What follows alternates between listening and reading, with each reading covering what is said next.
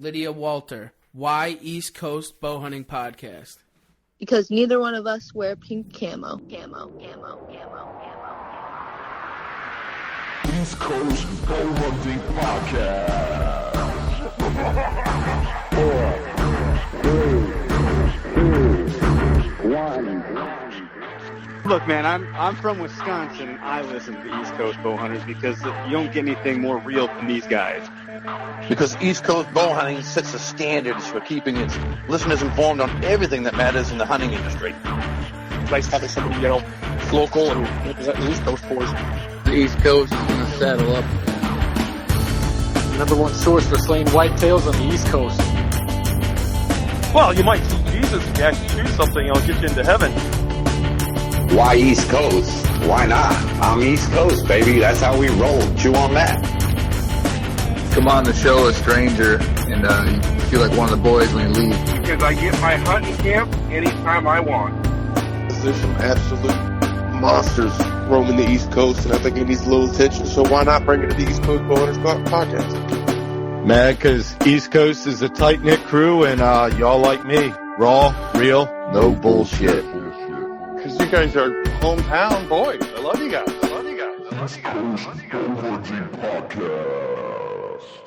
This is Kurt Geyer with Working Class Bowhunter, and East Coast Bowhunting Podcast is the only hunting podcast I'll tune into. Welcome to the East Coast Bowhunting Podcast. I'm your boy D-Rock here with Trev. Ryan. And we're here in Des Moines at the Iowa Deer Classic, and it is on fire. This episode is brought to you by Shabim Brewing, The Hunter's Beer, 100 Demons, East Coast Hardcore Music, Trev's Euros for all your Euromount needs, Outright Hunting, the last bow hanger you'll ever buy, Death Wish Coffee, fueled by death, Ethics Archery, it's like steroids for your arrows, Nor'easter Game Calls, get 'em in close, Wild Edge Inc., the leader in mobile hunting, powered by Scranton Motors and Power Motorsports, and presented by Working Class Bowhunter. Not just a podcast, but the brand in the hunting industry. East Coast Bowhunting Podcast is here as always for new and old hunters by sharing our experiences in the woods through playing and slaying. What's up? What's D-Rock. up, D-Rock? What's up? I am pumped right now. Same, man. We are in the presence of a legend. Yep. I don't know about that. P. Viddy, Philip Vanderpool, welcome from the Outdoor Group. How you doing? Dude, I'm doing fantastic. How you guys doing? Doing swell Awesome, now. man. Just Awesome. dandy. Yeah, good, man. I'm just glad to be here. Nice. And, just want to tell everybody out there that's listening to us, hey, we all, at the end of the day, we're all live and love the same things out there. And, hey, the good Lord's blessed me with quite a career. And I'm just glad to be here with you guys. And let's talk hunting, brother. Amen. Cracking beers and talking deers. You got it. That's right. Heck yeah. So let's camp. Yeah. Let's cut into it. I mean, tell us who are you, where you from, and where we can find you. Well, I'm Philip Vanderpool. Of course, I'm the owner and the host of the VirtueTV now, and I'm basically from Harrison, Arkansas. I graduated from Jasper, Arkansas, and I think the population's still less than 600 people. So that's down on the Buffalo River, right in the heart of the Ozark Mountains. Okay. And, y'all, that's where I cut my teeth and in hunting. And I done it on public land. That's, the camping experiences that we kind of got away from now. That's what we used to do. And my daddy, my brothers, and aunts and uncles and cousins, we all just, double first cousins and all that good stuff. We just went and camped out, and that's how I cut my teeth on hunting. Nice. So, fire away. So, I guess it's best to start from the beginning. So, what got you in the woods, Phil? Well, I was blessed as a hunter, and then I got into bow hunting. And when I got into bow hunting, I shot my first Pope and Young whitetail back in 1990. Now, I'd shot a lot of deer and got into bow hunting, around 20 years old. I was about 20 years old when I started bow hunting. And, man, it was like a disease for me. I'm just going to be honest. That was when the compound bows were really starting there. And I had some old bear whitetails and things like that I started with. But I shot my first buck with a Jennings Aerostar, if anybody's familiar. Yeah. years ago, and that created a monster within this guy. I mean, I was literally eat up with it. And then my wife and I moved and built a new house, and we got a new piece of property there. Well, I was jogging, and this was started in the summer. It was June the 19th. I'll never forget it. Jogging down the road with my buddy Garvin Gibbons, and we were training and getting ourselves in shape to head to Colorado. Because, I mean, that was something we loved to do every year, is go out west and hunt public ground. And we're going down through there, and I looked over to the left, and there was 5 bucks in velvet in this field. And I'm sitting there looking, and I'm like, you got to be kidding me. 2 of them was just huge for my part of the country. And I said, I've got to get permission on this property because this is right here in my backyard. Yeah. Well, I did. I got permission to hunt that piece of property. And it took me 28 days to put an arrow in that buck. Jeez, but the big 10 point I got, and that was my first Pope and Young whitetail. And I actually won the Arkansas Big Buck Classic in 1990. That was the first year they started that. That was the biggest bow kill. I didn't win it overall. It was 3rd overall, but it was the biggest bow kill.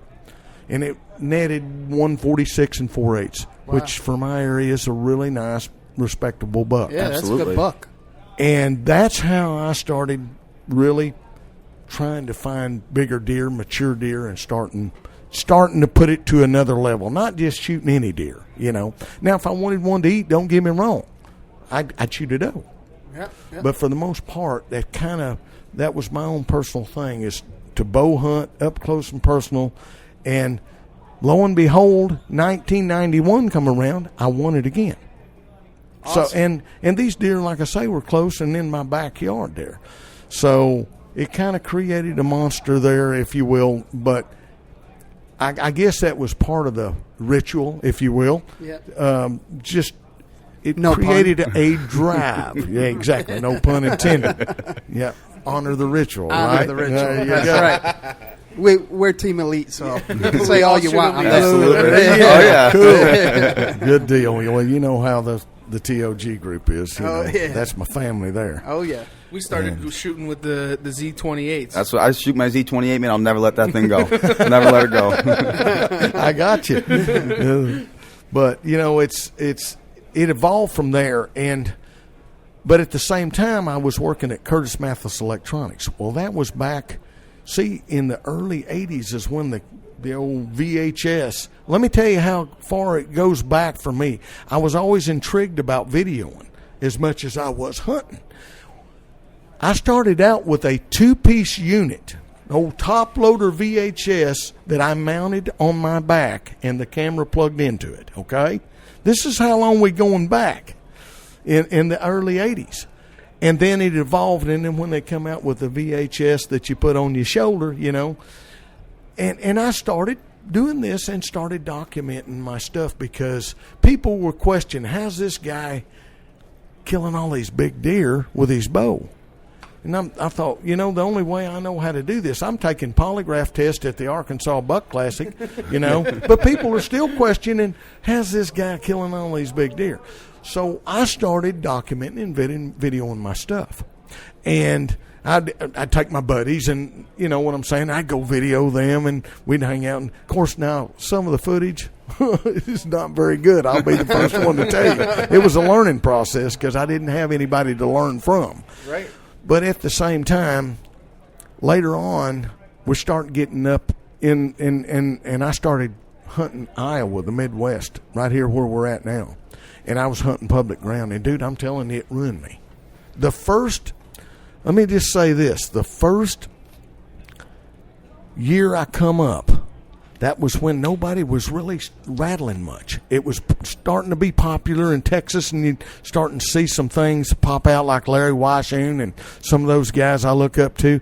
They had started this, and the grunt calls were still starting to get popular. This is no lie. I spent 2.5 weeks in Iowa. The first year I ever came up on public land, there wasn't no hunters, guys. I'm not kidding you. You could go anywhere and not run into anybody.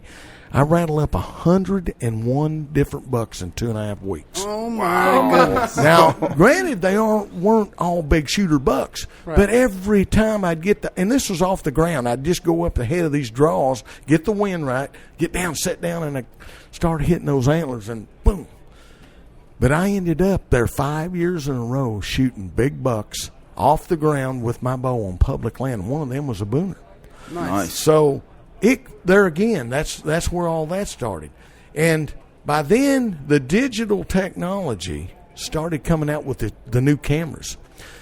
And I had to run in. What I basically had to do is make up my mind what I wanted to do. I was down here at Leon, Iowa, and that used to be the Horn Inn. I think it's the Little River Inn there now, that motel. Well, that's where I met Steve Snow, Mitch Hagan, and Miles Keller, who is like a hero to me. Okay, if anybody knows anything about bow hunting, well, Miles and I are really, really good friends. And Steve Snow and Mitch and I, we were all down there, and they were trying to video getting started.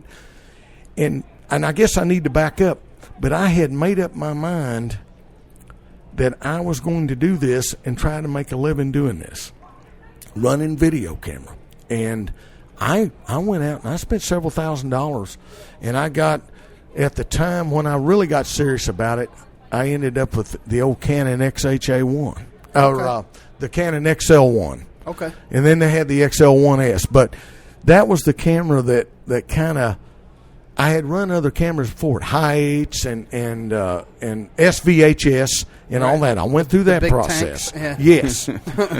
Well, then when they come out with that, well, I run into Mitch and Steve there, and that's what they were trying to do. And they were working with Don and Candy Kiske there a little bit, and they wanted to branch out and do something on their own. So they said, okay, Philip, how would you feel like, would you like to be a part of the team up there and stuff? And we come up here and you know, we'll trade off, we'll video each other and stuff, and we're going to put out these great videos, and we're going to make good money doing this. Well, you know, and I'm thinking, well, that'd be pretty fun. It's a chance to get my foot in the door and get out there, and so we did, and we produced Pure Adrenaline 1 and Pure Adrenaline 2, which is, that's awesome. This was back about the time Mark and Terry Drury and them were starting the Monster Buck series. Yeah.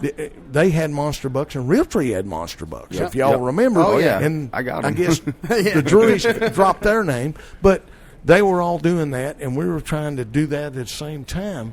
And honestly, guys, I wish we would have known how to market it, okay, if you will, because we produced 2 incredible videos back in the day that was very, very good. You still have them? I still do. I still got I'd some love of to them. get my hands on that. I'm telling you, I still got them, guys. And 2 was really good. 1, I ran the camera a little bit on some of the stuff. I didn't get involved as much with 1 because Mitch and Steve had already had some other boys videoing with them, Jimmy Hansen, Jimmy Kostrowski, and myself, and Mitch and Steve. But the second one I thought was just incredible. I mean, I think we had like 8 kills on it, but they were all bow kills and big deer. I mean, I think I shot that year.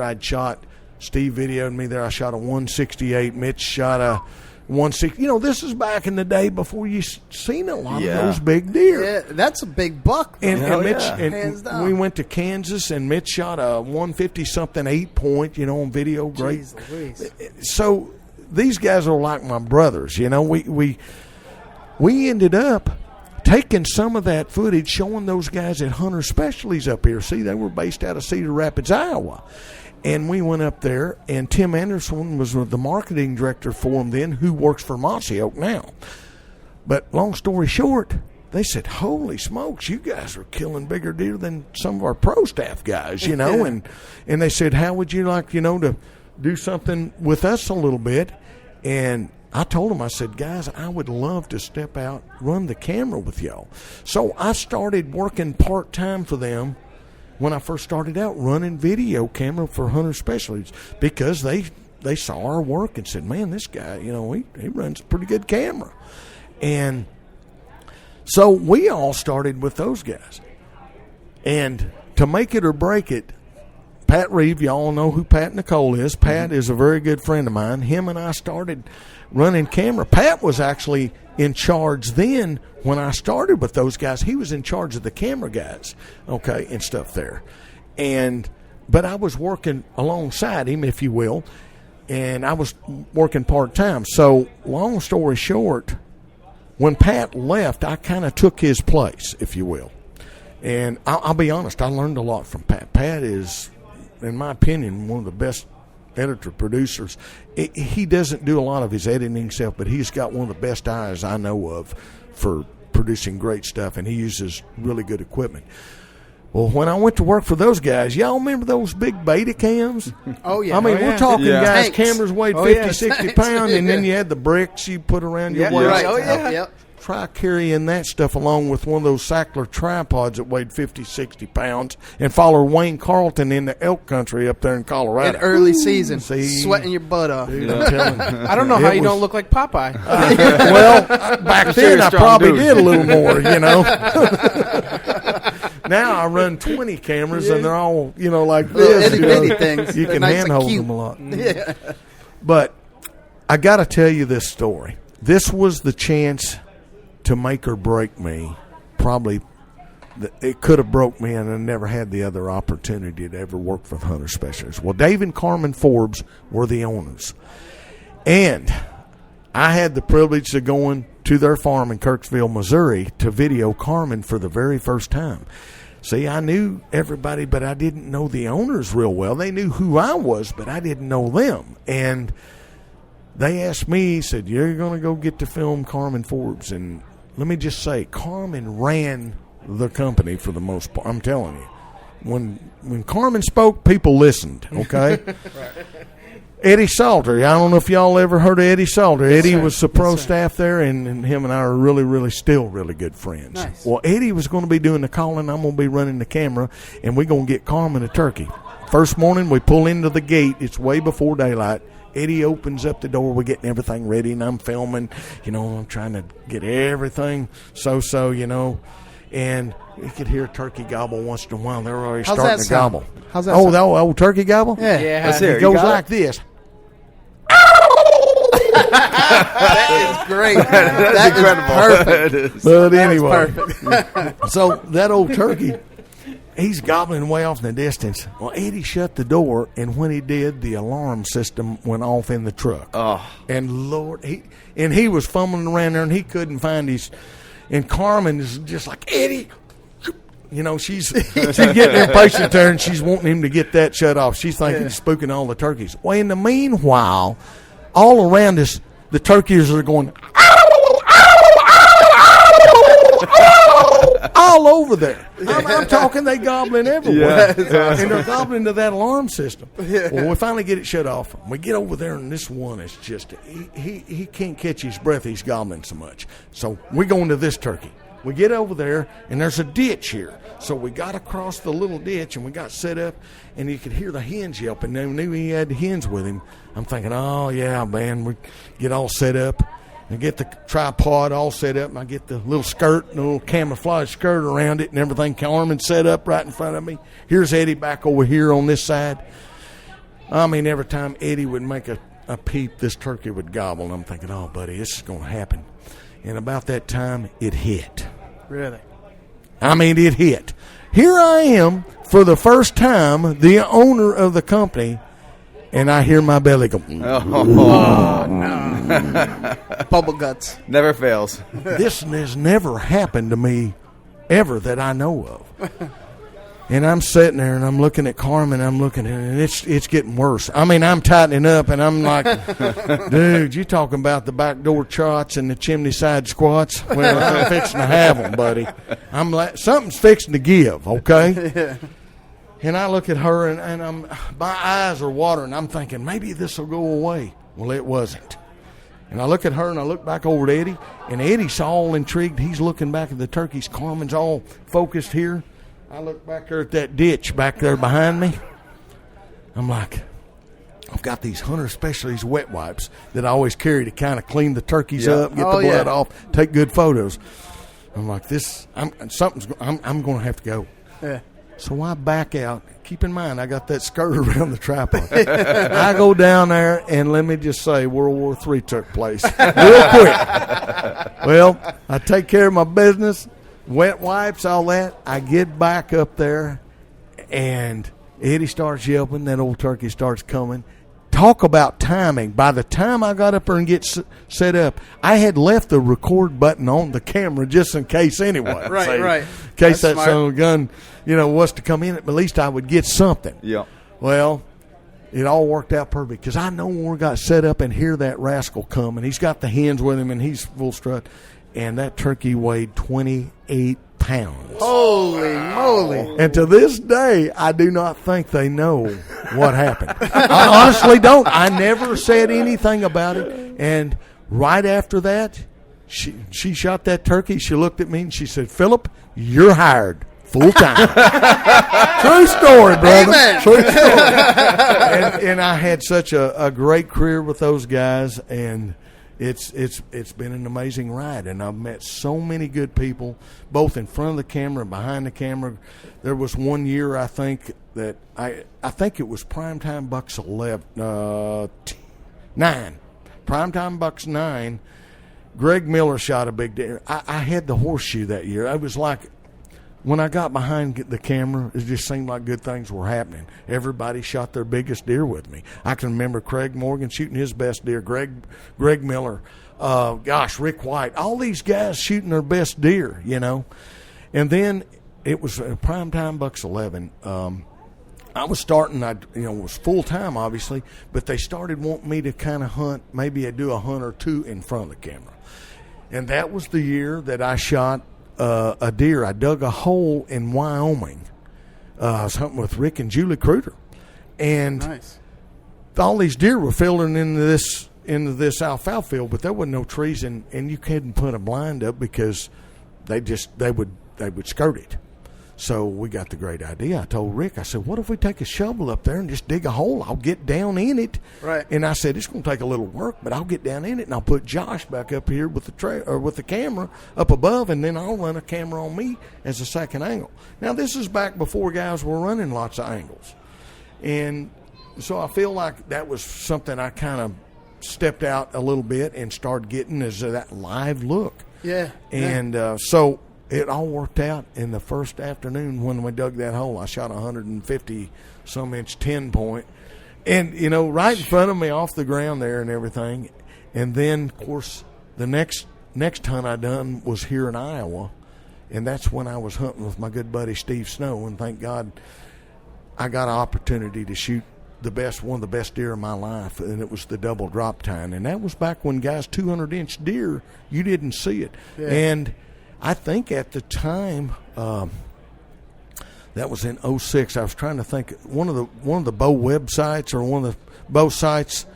I don't remember which one it was. They done a survey, and that was voted the #1 bow kill of all time. I don't know if y'all have ever seen it, but it truly is one of the best hunts to this day that I've ever done. He's a 200-inch 201 double drop tine, and holy I rattled it. Yeah. I had an encounter with him first, before I got to kill him, and it was too thick. I couldn't get the shot, and I moved a stand. Steve and I had put a stand up back there back in the summer, and we took a camera stand in with us to hang. Well, I never found it because I went in like 2 hours before daylight. We're setting it all up. I thought it was all over. But I rattled that buck in and shot him, and it was on my mother's birthday, and it was on Sunday. And Mom had just beaten cancer. She had colon cancer, so that hunt, I don't know that emotionally if I'll ever top that, other than I did maybe this last year with the deer I shot at home. But that was a beast. That was a beast too.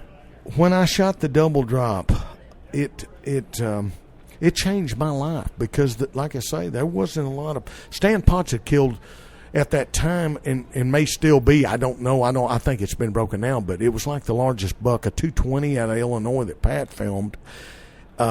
And that was Insane. 220-inch deer. And that kind of set the standard. But nobody else was doing it. And then here comes a guy like myself, which I had been a great hunter, but never in front of the camera so much. I'd always done it behind the camera. And I hung a lot of these tree stands for these guys and stuff. So it's always special to just capture a hunt, whether you are in front or behind the camera. You're still shooting the animal. You're just doing it through the lens of the camera. Yep. And you don't have to put a tag on it. Mm-hmm. I've always told guys that. I got just as much of it. And honestly, when I'm dead and gone, I hope guys do remember me as maybe first and foremost a field producer, if you will. And because I always felt like I had a lot of that because I done camera schools and I am nowhere near the best cameraman. I always said I was lucky, but I think my work ethic spoke for itself. I feel like I probably had as good a work ethic and worked harder at it than anybody because I wanted to be the best that I could be, not to be the best out there, the best that I could be. Right. And when I look a guy in the eye and just say, man, I've done everything I possibly could to bring this to life, for you. I want you to shine. That's what I got out of it. I want you to shine. And that's my moment to give back to you, if that makes sense. Absolutely. That sound familiar, fellas? Yeah, I don't know if you called it, but I was pointing at D-Rock the whole time because that's the kind of man that D-Rock is, and it's something that, and it really touches me that you're like that, and that you can be behind the camera and enjoy it just as much as anybody else, and that to me is a huge thing because I do that with turkey hunting because I could care less about killing a turkey. I love the fact of getting it on film and just calling that bird in and the excitement of somebody else that brings a tear to my eye even thinking about it because it's the most amazing feeling. Whether I don't need to pull that trigger, just the excitement of it. It's just warms the heart and touches the soul. Yes. Oh, it kills me. Remember that phrase right there. It warms the heart and touches the soul. Yeah. And that's what I get out of it. I mean, even listening to you say that touches the soul. Yeah, it does. And you all, as I've gotten older, and I got my 15 seconds of fame or whatever you want to call it, getting your name out there and everything. I never considered myself the guru up here or the guru here. Hey, somebody else can have that role. I just want to be a part of something with somebody else that I can share that moment with, because you only get that one moment. Exactly. Right there. And when you get to share it with somebody and you see it, hey, I'm a grown man and I'll guarantee you'll see tears in my eyes like you won't believe. I'm very passionate of what I do and my feelings towards whatever I'm doing. And so as I gotten older, my biggest thing was to take a special needs kid or a wounded vet or someone new to the sport of turkey hunting or deer hunting. And turkey hunting, for me, is one of the best ways to do it because you get to let them experience Mother Nature coming to life, that spring ritual. You know what I'm saying? Everything is just, and let them listen to all the different sounds, from the whippoorwills to the hoot owls in the morning, early morning. And then you hear that, the birds chirping, the cardinals especially all waking up. And then you hear that turkey gobble off in the distance. Dude, ain't nothing like it. Nothing like it. For And me. the sun's rising. Yeah, the beautiful sunrise. Oh. Yeah. And who needs therapy when it's right there in the That's woods? it, buddy. It's the best therapy for me there is, period. Hands down. I mean, that's my moment with my Lord and Savior, Jesus Christ. I hope y'all don't. No. I mean, that's, I firmly Christian believe man in myself, the good Lord has blessed me, and I couldn't be able to do this without him. So just so y'all know it. Hey, if y'all drinking a beer, that's your business. You know what I'm saying? I'm not here to condone anybody about anything that they do. As long as your heart's pure and you're good to somebody else, just remember, I believe the old saying goes, with you and I, hey, it's honor and respect.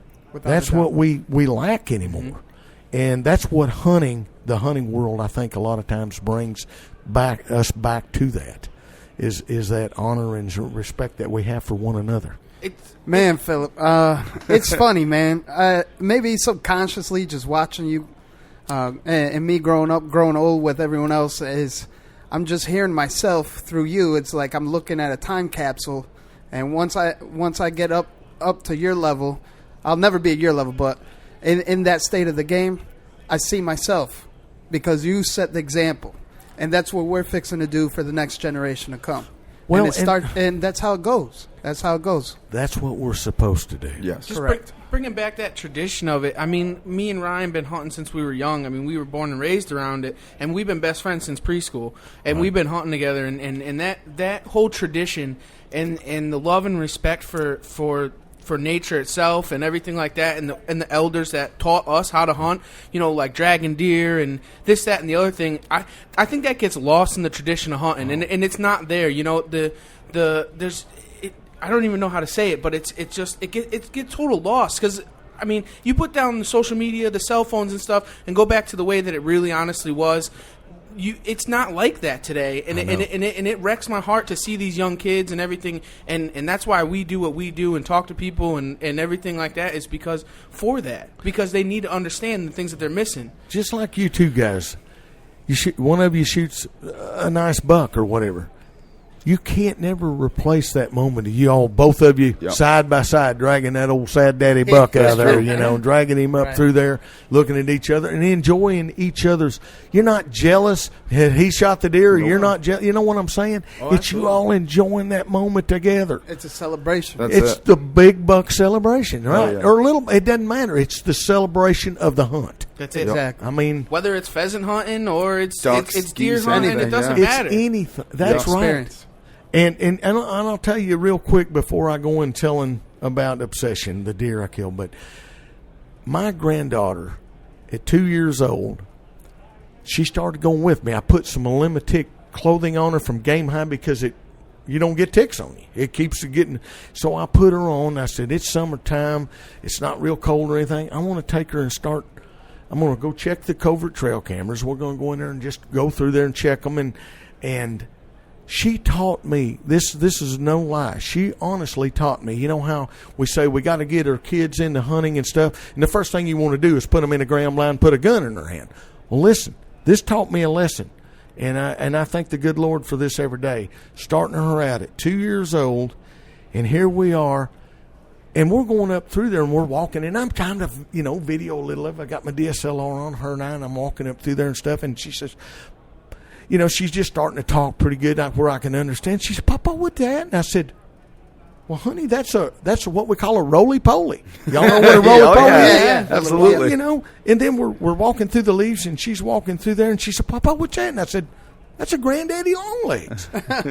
And we get on up there, and I'm getting close up there at the place I'm going to. I had an old mineral lick, and there was a deer track in it. And she says, Papa, what done this? And I said, honey, that's a deer track.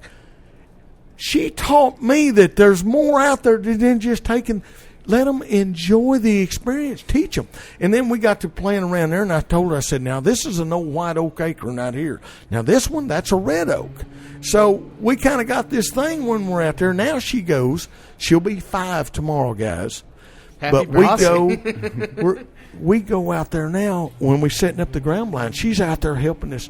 She's getting some of the brush out of the way, and Rhonda helps me and stuff. We started trimming and trimming up the shooting lanes and this and that, and we're checking the cameras. She's putting the cards in, and we're looking at them. She's looking at the pictures. I flip them through my DSLR there on the screen, and she's like, oh, Papa, look. And it has just brought life back into me, being able to say, man, there's just so much that we take for granted that she's asking me all these questions, and I honestly believe that she's going to, whether she ever hunts or not, that'll always be instilled in her. I honestly believe that. Those moments. And that's how you can get closer with your kids or your grandkids. And I'm not saying, if it's a bad day and it's pouring down rain, I probably wouldn't want to take a kid on a bad experience on a hunt, especially if it's their first time. I want to make that enjoyable as much as I possibly can. And I'm not saying that you don't have to let them play on the phone or fall asleep, but at the time, it's a good time to teach them what sounds that is. Hey, that's a cardinal. There's a squirrel. See that squirrel out there? There's a crow. Hear the crow calling? That's all I'm saying is just let them enjoy that experience outdoors. And what this led into what I'm telling you is like checking the cameras and things like that. You know, I'm on the road all the time. And what it allowed me to do is I started asking Rhonda, I said, Rhonda, when I started getting pictures of Obsession, you all know about Obsession, and this is a deer that I had over a 3-year quest with, basically, of trail cameras. I never saw the deer one time. Nobody else that I know of has ever seen the deer. I found out later that other people had trail camera pictures, and guys, this deer was not right. I mean, here I'm in the mountains of the Ozarks there, and this deer has a radius, it's got to be 7-8 miles in the mountains there, because guys were showing, you know, and it's all nocturnal. But Obsession started for me when I started kind of getting serious about him. I got one trail camera picture in 2016. He's a big mainframe 8-point, probably. I've got the sheds, and I ended up finding them probably 3-4 miles away, 3 miles from where I got the picture, and that was on October 6th of 2016. And it was actually one of my neighbor buddies that sent me that picture. I knew of his existence. I'd actually got 2 pictures in 2015 at another spot, and I know now that that was him, but my computer went down, and it crashed, and I lost all that on that hard drive. Man. So, but I did have 2 pictures in 2015, and I knew that deer existed. Well, 2016, guys, I mean, he just blew into it. You know, he was big already, but he really blew into. He's 155 inch. Well, I didn't find the shed because I thought, I mean, I've been looking in the wrong places. I didn't find the shed until 27. Let's see.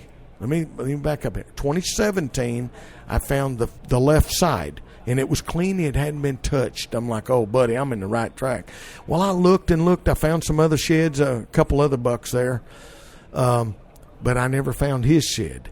Well, this year, 2018, I'm down there checking my other cameras, and I knew that I had to be probably in the right spot where I found the one shed. And I'm thinking, I've got to be on this right spot. I had 14 trail cameras on 100 acres. Well, I went down there to check the trail cameras. I had one picture of Obsession in 2018. One. July 22nd. He's in velvet. And I'm like, oh, my gosh, this deer is just blowed up. But I need to back up. 2017, I got the video that you all may have seen on both the Virtue and my Facebook. All nocturnal too. And this was the one and only daylight in 2017. He's still in velvet, and he's walking, and it's in video mode on the coverts I had. And I had put it on an old faint trail, and that was 2017. And he walked through it, and my Lord, I knew then that we had a Boone and Crockett Class 8-point, and I just about flipped when I saw that, and then I said, I've got to hunt this deer. Well, y'all, he disappeared. The next picture I got was November 21st and one time at nighttime. And I thought, where is this deer living? Where is he going? And I've got cameras all over the place. But in 2018, so 2017 went through, and he showed up on December the 23rd, and he had both sides. And I was going to the blind just out of a hunch. And my covert cell camera went off, and he's already down there in front of my blind. So I'm glad that I didn't go, because I would have probably bumped him, and that would have been it. Yep. Well, long story short, January 1st rolls around, son of a gun shed one side. So, and I had him on trail camera, and he was in faint light. It wasn't, I wouldn't have shot him then. It would have been too dark, but he had one side there, and I'm like, he's already lost that. So I thought, well, I'm going to wait until he loses the other side. He carried that other side. I didn't get many more pictures, but I got another picture or 2 of him, and it was like a month later, and he still had the one side. Wow. So anyhow, I wonder if he got in a scrap or something. I doubt it. I don't think there was any of the bucks around there. I don't think that would mess with him. Well, because anytime he didn't like to be around other deer. That's one thing I learned on the trail camera, even around night. He didn't like to be around any of the other bucks. He was a loner. He didn't. And when he would show dominance and get after him and run them off. Yeah. He didn't want nothing to do with them.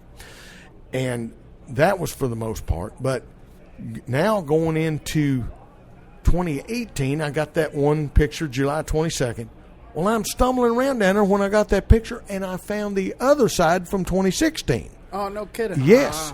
Now, it had been chewed up, but the G2 was still there, and it was 14 inches long in 2016. My God. Okay? So, and then in 2017, and you remember I posted that video, I mean, people said, oh, that's a pen-raised deer, or that deer, that's a, he was a freak of nature. I know that from where I'm at.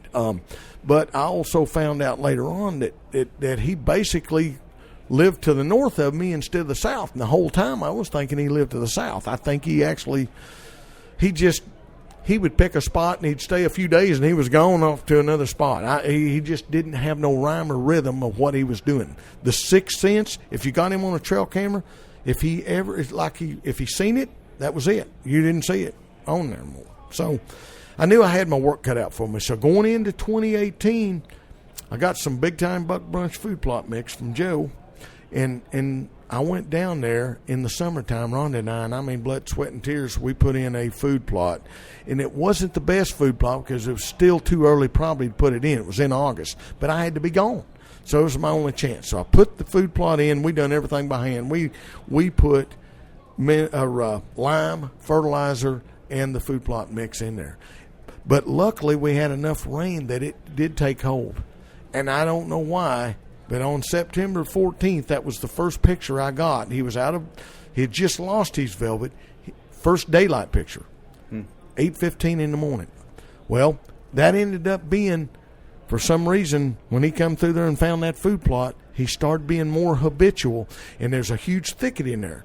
Now, I'm going to tell you this. I had put up a stand at the edge of this food plot, and it just narrows down into a V. And right back in behind it is this huge old honeysuckle cedar pine thicket. It's got a mixture, and I mean, you can't hardly walk through it. Well, that's where I was going to hang my stand in the tree that I killed my first Pope and Young. Remember me telling you about the 10-point I shot on that property? Well, the old pegs were still in the tree. Somebody, I think, had stolen my tree stand.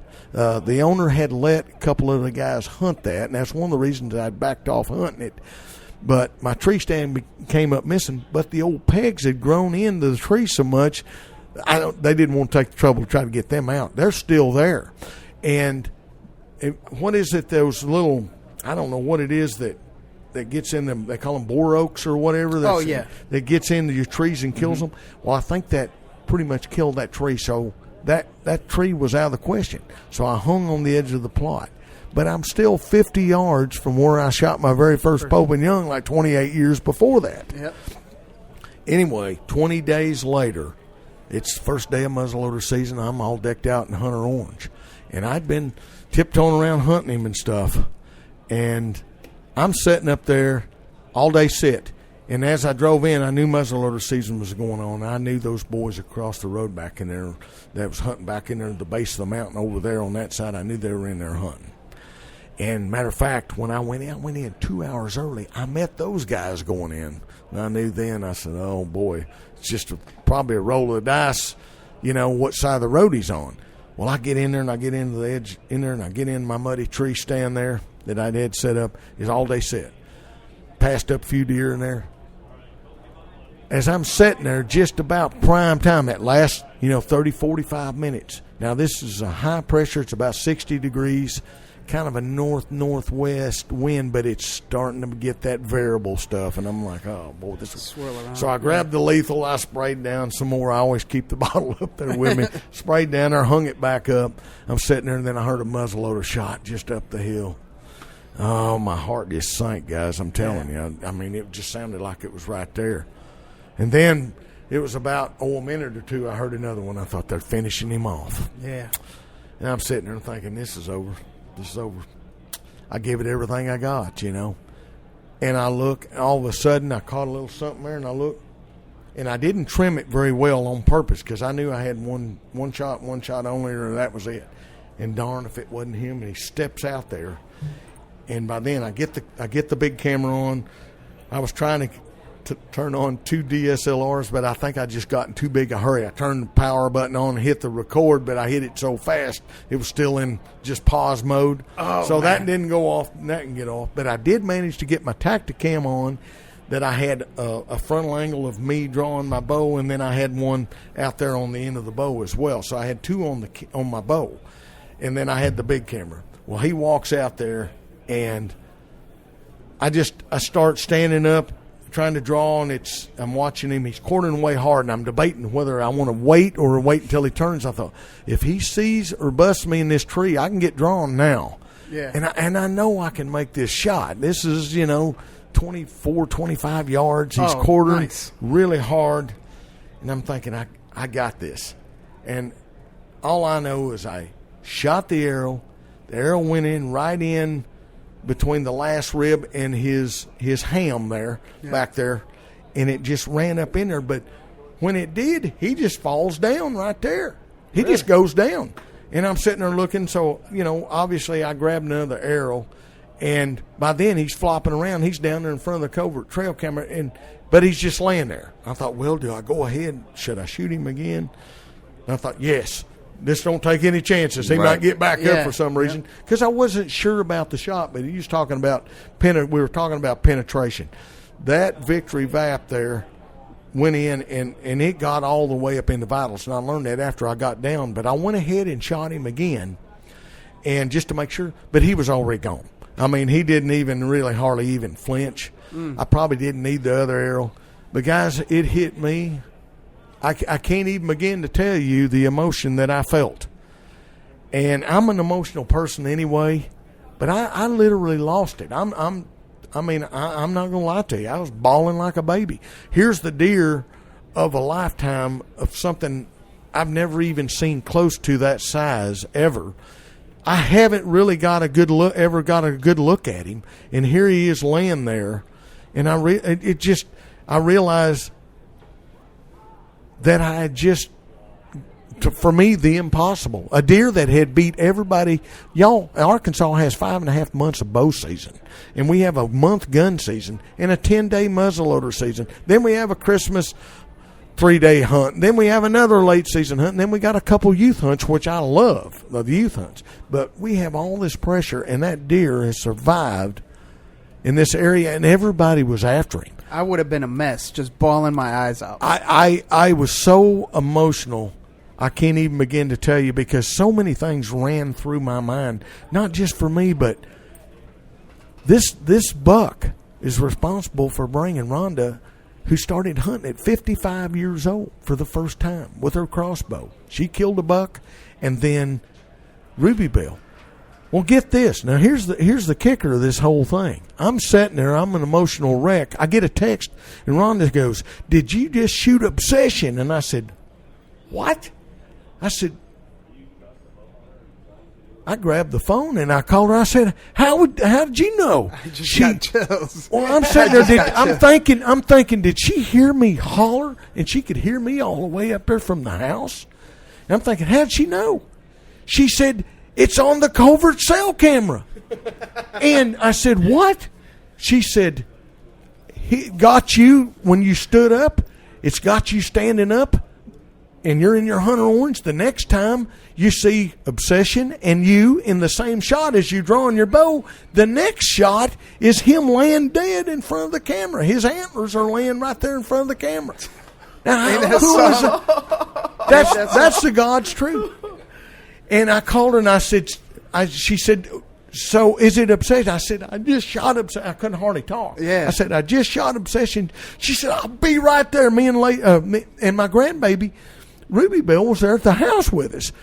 And here they come. So we got to celebrate the big buck celebration together as family. I don't know that I'll ever top that. I thought the double drop was the hunt of all hunts for me. And it is, in a sense. But now, 28, not that long from the time I shot the double drop. That was in 2006. And then, 2018, October 20th, I'll never forget it. I shot the other buck, my first Pope and Young, that same little patch of woods less than 50 yards there in 1990 on October I believe it was the 27th, October 27th. So that close.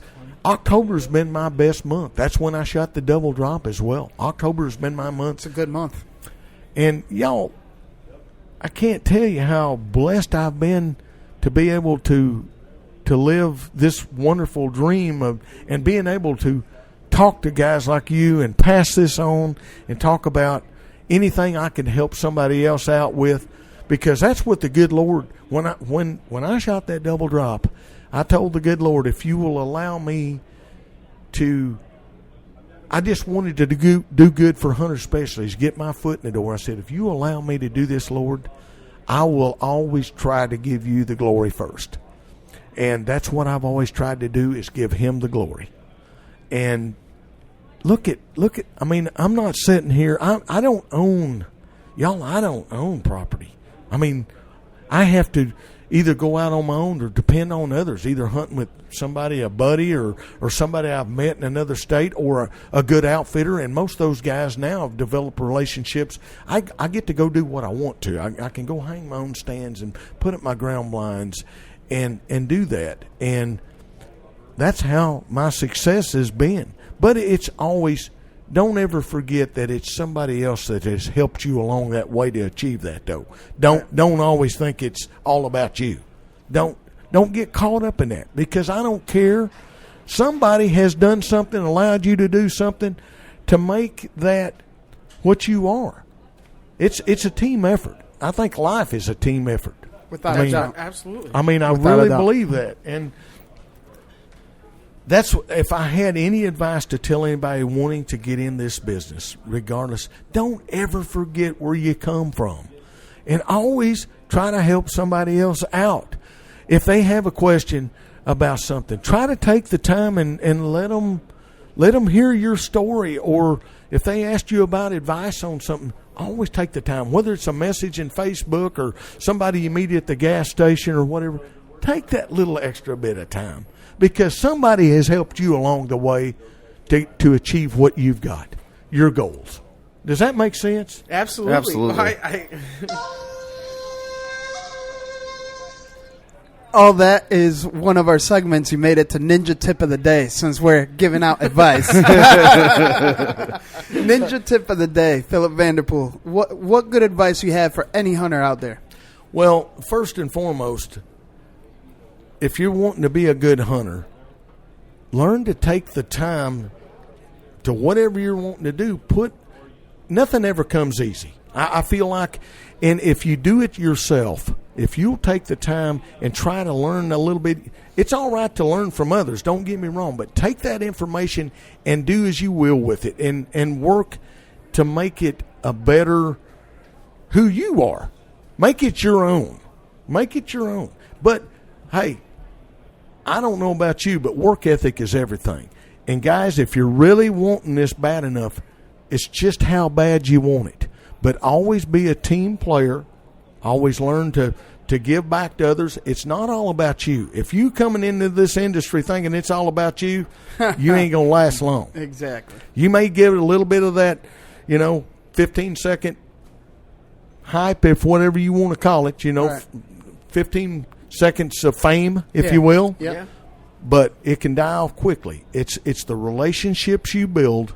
It's all about that, and being a team player. And don't forget where you come from, man. Your grassroots, man. That's what it's all about. Hunting is a tradition. It's a heritage that we all have been blessed to be able to be a part of. And if we don't start doing something about giving back and taking some of our younger generation under our wing and stuff, man, we're losing our numbers like crazy. And I don't know about you, I don't want to lose that. Heck no. Ben Rogers Lee told me years ago, and bless his heart, the reason I'm turkey hunting is his little old cassette tapes, because I didn't have nobody to teach me how to turkey hunt. But he said to me a long time ago, guys, we're all hunters. Let's. I don't care whether you're hunting with a gun or a muzzleloader or a crossbow or a bow. Just because I'm a bow hunter doesn't mean I'm going to condemn somebody for gun hunting or whatever their tradition is, okay? Let's don't forget, we are all hunters, okay? And if you want to, it's been said a long time ago, if they'll open up rock season, I'll be chunking them. And that's the way I feel about it. Exactly. And I'm happy as long as the guy's doing it ethically and everything, and he's going by the laws, whatever your law is in the state. Hey, man, give that guy a pat on the back. Don't be jealous because he shot that deer.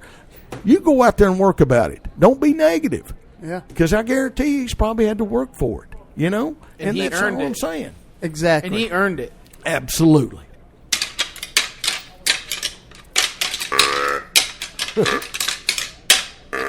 you made it to the next segment. What rattles your antlers? Since we're going on it, we're blending right into your transitions are perfect. Well, you know what rattles my antlers?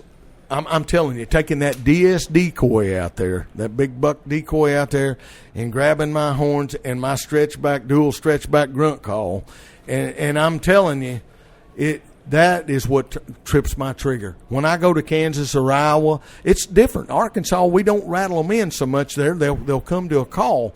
But up here, just be ready to expect the unexpected. And if you want that extra adrenaline rush and think you can handle it, try you a mess of that, because I'm telling you, it don't get no better. That's the rush that I get. That's what I love to do more than anything is calling. I'm becoming the hunted. Does that make sense? That makes total sense. That makes sad daddy coming in there and he's smashing that decoy. Watch my Kansas hunt from this last year, man. I mean, that big old sad daddy. It was hard for me not to shoot that deer, but man, he come in and smashed that decoy. Yeah. That just rattles my cage. You know? I guarantee you. That's a good one. Trips my trigger. There you go. Nice. Yeah. Man, this has been great, man. We could go on and on, and I want to be sensitive to your time. I want to be selfish, actually, but we got a whole show to cover, and I know I don't want to take you away from your outdoor group as well. Let's end on a positive note. Let's go do the round table. Trev, what you got? Positive is that I got the chance to sit with you in Phil Vanderpool for an hour, and I was just touched and blessed to be able to sit in this room and listen to the stories and just bring back, at some points the chills and the emotions that were going through my mind of just talking to you and the stuff that you believe in, and it's everything that I was built on, and it's nice to be in the same room as you and you taking the time to do this with us, honestly. Well, and I guess you're going around the table here. I just want to say this real quick. I lost my daddy. It'll be 27 years ago. And I was 30 years old when I lost him. But without him getting me involved in hunting and stuff, because that's what we did as kids. And, y'all, we were so poor, we honestly had to live off wild game. That's the truth. And but I'm blessed to be able to, that he passed that on to me, and I want to continue to pass that on to other people in one way or the other. And I'm going to leave you with my part of this show, if you will, if you don't mind me saying the virtue prayer. And it's real short and simple, and I was going to ask this. You. Okay. And I can save this till last, but it's important to me. It's just a little prayer that I've come up with the virtue, because can we save that for the end? Yes. And just end on that? Absolutely. Because I was going to ask you to do that, and it would be the perfect ending for the perfect episode. Absolutely. Ryan, what you got? Something positive? Guys, I'm literally sitting next to Philip Vanderpool here. All right. So thankful for that. And like Trevor was saying, I had goosebumps throughout this show. Listening to you talk, listening about your grassroots, and that's what we stand on. And just listening to what you can bring to us. And I'm so thankful I'll be sitting right here today. So really appreciate that. Awesome. What I bring to the table is the brotherhood, the family, and watching my peers succeed and working my butt off to make sure that they succeed, and then just watching that happen, watch everyone grow. Shout out to Working Class Bowhunters. Same exact thing. I believed in Kurt and WCB before anyone else did, because I saw it. I saw what they had, and that's what I'm trying to do, not just here, but everyone around me. And I'm just following your lead, Phil. Following your lead. Well, and guys, I really appreciate you all allowing me to come in here and share this moment with you. I know I get a little windy sometimes, but like you was talking about the working class bow hunter and y'all, what you bring to the table, keep it real. Y'all are doing a great job, and that's what we need in this sport that we all love. And that's what it is. I mean, but it's also... Oh, I'm sorry. I seen your hand up on the window there. We're in the media room, and there's people out there, and they're shaking the crap out of the window, so I'm trying to hold it tight. Well, I won't keep everybody any longer, but there again, it's been a pleasure working with people like yourselves there and continuing this ritual that we all love so much. But I'll leave you with this, and there again, this is the virtue prayer that I stand for and believe in. And it goes like this. If you don't mind, I'm going to take my cap off. We'll do the same. Dear Lord, guide my spirit straight and true, so that I may always give all the glory to you. In Jesus' name, amen. Amen. Amen. Thank you. So on that note, stay stepping. And stay slaying.